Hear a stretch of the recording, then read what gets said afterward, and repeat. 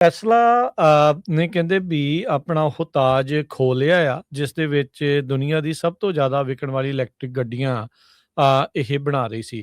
ਕਹਿੰਦੇ ਵੀ ਲਗਾਤਾਰ 2 ਸਾਲ ਹੋ ਗਏ ਆ, ਇਹਨਾਂ ਦੀਆਂ ਸੇਲਜ਼ ਘਟ ਚੁੱਕੀਆਂ ਹੈਗੀਆਂ।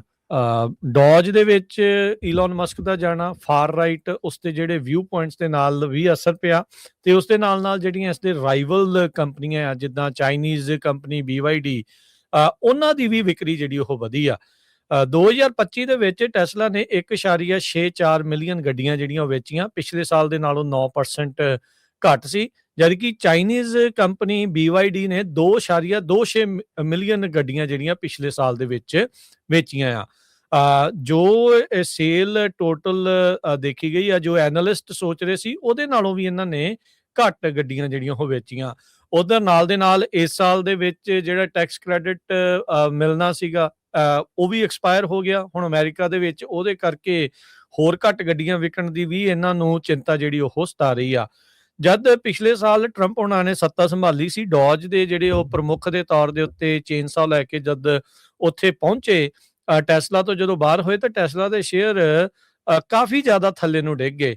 ਫਿਰ ਮਸਕ ਨੂੰ ਲੱਗਾ ਯਾਰ ਮੇਰੀ ਤਾਂ ਅਮੀਰੀ ਉੱਡ ਜੂਗੀ ਇਸ ਹਿਸਾਬ ਦੇ ਨਾਲ, ਫਿਰ ਉਹ ਵਾਪਸ ਡੋਜ ਨੂੰ ਛੱਡ ਕੇ ਟੈਸਲਾ 'ਚ ਆ ਗਿਆ ਤੇ ਹੁਣ ਟੈਸਲਾ ਦਾ ਜਿਹੜਾ ਸ਼ੇਅਰ ਆ ਫਿਰ ਦੁਬਾਰਾ ਤਾਂ ਨੂੰ ਜਿਹੜਾ ਉਹ ਜਾ ਰਿਹਾ ਹੈ। ਸੋ ਜਿਹੜੇ ਟੈਕਸ ਪੇਅਰ ਜਿਹੜੇ ਸ਼ੇਅਰ ਹੋਲਡਰ ਆ, ਉਹ ਇਹੀ ਦੇਖਣਾ ਚਾਹੁੰਦੇ ਆ ਵੀ ਟੈਸਲਾ ਨੂੰ ਅਸਲ ਦੇ ਵਿੱਚ ਰਨ ਮਸਕ ਕਰੇ। ਸੋ ਇਸ ਲਈ ਉਹਨੇ ਸਰਕਾਰੀ ਆਪਣੀ ਇਸ ਅਹੁਦੇ ਤੋਂ ਇੱਕ ਹਿਸਾਬ ਦੇ ਨਾਲ ਲਾਂਭੇ ਵੀ ਜਿਹੜਾ ਉਹ ਹੋ ਗਿਆ ਆ ਵੀ ਉਹਦੀ ਕੰਪਨੀ ਜਿਹੜੀ ਉਹ ਰਾਈਜ਼ ਕਰਦੀ ਰਵੇ।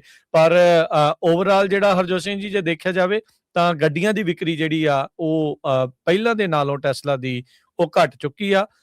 ਜਿਹੜੀਆਂ ਦੂਜੀਆਂ ਰਾਈਵਲ ਕੰਪਨੀਆਂ ਉਹਨਾਂ ਦੇ ਦੁਆਰਾ ਸਸਤੀਆਂ ਗੱਡੀਆਂ, ਹੁਣ ਇਹ ਨਹੀਂ ਪਤਾ ਵੀ ਬਿਹਤਰ ਆ ਕਿ ਨਹੀਂ, ਜੇ ਚਲਾਈਆਂ ਹੋਣਗੀਆਂ ਦੋਵੇਂ ਫੇਰ ਹੀ ਬੰਦਾ ਕਹਿ ਸਕਦਾ ਆ। ਪਰ ਹਰ ਇੱਕ ਦੀ ਆਪੋ ਆਪਣੀ ਰਾਏ ਆ। ਉਹ ਹੁਣ ਜਿਹੜੀ ਚਾਈਨੀਜ਼ ਰਾਈਵਲ BYD ਆ, ਉਹ ਹੁਣ ਸਭ ਤੋਂ ਵੱਡੀ ਦੁਨੀਆ ਦੀ EV ਮੇਕਰ ਜਿਹੜੀ ਉਹ ਬਣ ਚੁੱਕੀ ਹੈਗੀ ਆ। ਟੈਸਲਾ ਵਾਲਿਆਂ ਨੇ ਇਹ ਕਿਹਾ ਸੀ ਵੀ ਸੰਨ 2030 ਤਾਈਂ ਅਸੀਂ ਹਰ ਸਾਲ 20 ਮਿਲੀਅਨ ਦੇ ਕਰੀਬ ਕਾਰਸ ਜਿਹੜੀਆਂ ਆ ਸਾਡਾ ਟਾਰਗੇਟ ਹੈਗਾ ਆ ਸੈਲ ਕਰਨ ਦਾ, ਪਰ ਉਹ ਬਹੁਤ ਪਿੱਛੇ ਰਹਿ ਗਿਆ। 1.6 ਮਿਲੀਅਨ ਤੇ ਹੀ ਆ ਅਜੇ ਤਾਂ। ਜੀ ਹਾਂ, ਸੋ ਪਿਛਲੀ ਵਾਰੀ ਜਦੋਂ ਹੁਣ ਟਰੰਪ ਐਡਮਿਨਿਸਟ੍ਰੇਸ਼ਨ ਨੇ ਤੇ ਰਿਪਬਲਿਕਨ ਕਾਂਗਰਸ ਨੇ ਟੈਕਸ ਕ੍ਰੈਡਿਟ ਜਿਹੜਾ ਸੀ $7500 ਦਾ ਸੀਗਾ, ਉਹ ਰਿਮੂਵ ਕਰ ਦਿੱਤਾ। ਉਹ ਤੋਂ ਬਾਅਦ ਜਿਹੜਾ ਕਾਫੀ ਵੱਡਾ ਝਟਕਾ ਲੱਗਾ ਹੈਗਾ। ਸੋ ਪਿਛਲੇ ਕੁਆਟਰ ਦੇ ਵਿੱਚ ਤਾਂ ਬਹੁਤ ਘੱਟ ਜਿਹੜੀਆਂ ਕਾਰਾਂ ਆ ਉਹ ਟੈਸਲਾ ਦੀਆਂ ਵਿਕੀਆਂ। ਸੋ 2026 ਦੇ ਵਿੱਚ ਆਪਾਂ ਦੇਖਦੇ ਹਾਂ ਵੀ ਕਿੰਨਾ ਕੁ ਜਿਹੜਾ ਇਹਦੇ ਅਸਰ ਹੁੰਦਾ। ਇੱਕ ਟਾਈਮ ਦੇ ਉੱਤੇ ਟੈਸਲਾ ਕਾਰਾਂ ਵਾਲੇ ਬੜੇ ਆਪਣੇ ਆਪ ਨੂੰ ਜਿਹੜਾ ਸਟੇਟਸ ਵਾਲੇ ਸਮਝਦੇ ਸੀ ਵੀ ਹਾਂ ਸਾਡੇ ਕੋਲ ਬੜੀ ਮਹਿੰਗੀ ਕਾਰ ਆ, ਟੈਸਲਾ ਕਾਰ ਆ। ਪਰ ਦੂਸਰੇ ਪਾਸੇ ਉਹਦੀ ਜਿਹੜੀ ਡੈਪਰੀਸ਼ੀਏਸ਼ਨ ਵੀ ਬੜੀ ਤੇਜ਼ੀ ਨਾਲ ਹੋ ਰਹੀ ਆ। ਕਹਿੰਦੇ ਵੀ 3 ਸਾਲ ਪਹਿਲਾਂ ਜਿਨ੍ਹਾਂ ਨੇ 60,000 ਦੀ 65,000 ਦੀ ਕਾਰ ਖਰੀਦੀ ਸੀ, ਉਹ ਅੱਜ ਦੀ ਡੇਟ 'ਚ 30,000 ਦੀ ਰਹਿ ਗਈ ਹੈਗੀ ਆ। ਸੋ ਜਿਹੜੀਆਂ ਜੈਪਨੀਜ਼ ਕਾਰਾਂ ਆ ਉਹਨਾਂ ਦੀ ਜਿਹੜੀ ਡੈਪਰੀਸ਼ੀਏਸ਼ਨ ਆ ਉਹ ਬਹੁਤ ਘੱਟ ਹੁੰਦੀ ਹੈਗੀ ਆ। ਆਪਾਂ ਦੇਖਦੇ ਕਿੰਨੀਆਂ ਪੁਰਾਣੀਆਂ ਕਾਰਾਂ, ਉਹਨਾਂ ਦੀ ਵੀ ਕੀਮਤ ਜਿਹੜੀ ਕਿੰਨੀ ਰਹਿੰਦੀ ਹੈਗੀ ਆ। ਸੋ ਕੈਲੀਫੋਰਨੀਆ, ਕੋਲੋਰਾਡੋ, ਨਿਊਯਾਰਕ, ਇਹਨਾਂ ਏਰੀਏ ਦੇ ਵਿੱਚ ਕਾਫੀ ਜ਼ਿਆਦਾ ਇਨਸੈਂਟਿਵ ਸੀਗਾ ਜੋ ਫੈਡਰਲ ਗਵਰਨਮੈਂਟ ਵੱਲੋਂ, ਉਹ ਬੰਦ ਕਰ ਦਿੱਤਾ ਗਿਆ ਤੇ ਹੁਣ ਟੈਸਲਾ ਨੂੰ ਜਿਹੜਾ ਕਾਫੀ ਵੱਡਾ ਝਟਕਾ ਆ ਲੱਗ ਰਿਹਾ ਹੈਗਾ। ਤੇ ਜਾਂਦੇ ਇੰਡੀਆ ਦੇ ਰੁਪਈਏ ਦੀ ਗੱਲ ਕਰਦੇ ਜਾਈਏ ਤੇ ਕਹਿੰਦੇ ਦੂਜਾ ਵੀਕ ਆ ਫੇਰ ਇੰਡੀਆ ਦਾ ਰੁਪਈਆ ਜਿਹੜਾ ਥੱਲੇ ਨੂੰ ਜਾ ਰਿਹਾ ਹੈਗਾ। ਪਿਛਲੇ ਦਿਨਾਂ 'ਚ ਕੁਛ $20 ਬਿਲੀਅਨ ਦੇ ਕਰੀਬ ਸ਼ਾਇਦ ਇੰਡੀਆ ਵਾਲਿਆਂ ਨੇ ਸੈੱਲ ਕਰ ਦਿੱਤੇ ਸੀ ਤਾਂ ਕਿ ਉਹਨਾਂ ਦਾ ਜਿਹੜਾ ਰੁਪਈਆ ਆ ਉਹ ਡਾਊਨ ਨਾ ਜਾਵੇ। ਪਰ ਸ਼ੁੱਕਰਵਾਰ ਨੂੰ ਅੱਜ ਜਾਣੀ ਕਿ 90 ਦੇ ਕਰੀਬ ਜਿਹੜੀ ਆ $1 ਦੇ ਬਰਾਬਰ ਰੁਪਈਆ ਪਹੁੰਚ ਗਿਆ ਹੈਗਾ ਆ।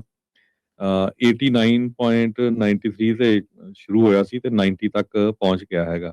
ਸੋ ਮੁੜ ਕੇ ਫੇਰ ਜਿਹੜਾ ਰੁਪਈਆ ਥੱਲੇ ਨੂੰ ਜਾਣਾ ਜਿਹੜਾ ਸ਼ੁਰੂ ਹੋ ਚੁੱਕਾ ਹੈਗਾ। ਕਹਿੰਦੇ ਵੀ ਮਾਰਕੀਟ ਵਾਚ ਕਰ ਰਹੀ ਆ ਕਲੋਜ਼ਲੀ ਸਿਗਨਲਸ, ਕਿਸ ਤਰ੍ਹਾਂ ਜਿਹੜੇ ਰਿਜ਼ਰਵ ਬੈਂਕ ਆਫ ਇੰਡੀਆ ਵੱਲੋਂ ਆਉਂਦੇ ਹੈਗੇ ਆ ਕਰੰਸੀ ਮੂਵ ਨੂੰ ਲੈ ਕੇ, ਟਾਈਮਿੰਗ ਨੂੰ ਲੈ ਕੇ, ਸਕੇਲ ਨੂੰ ਲੈ ਕੇ। ਤੇ ਇਹ ਕੁਨਾਲ ਸੁਦਾਨੀ ਜਿਹੜੇ ਹੈਡ ਹੈਗੇ ਆ ਸਿਨਹਾਨ ਬੈਂਕ ਆਫ ਇੰਡੀਆ ਦੇ, ਉਹਨਾਂ ਨੇ ਇਹ ਦੱਸਿਆ ਹੈ।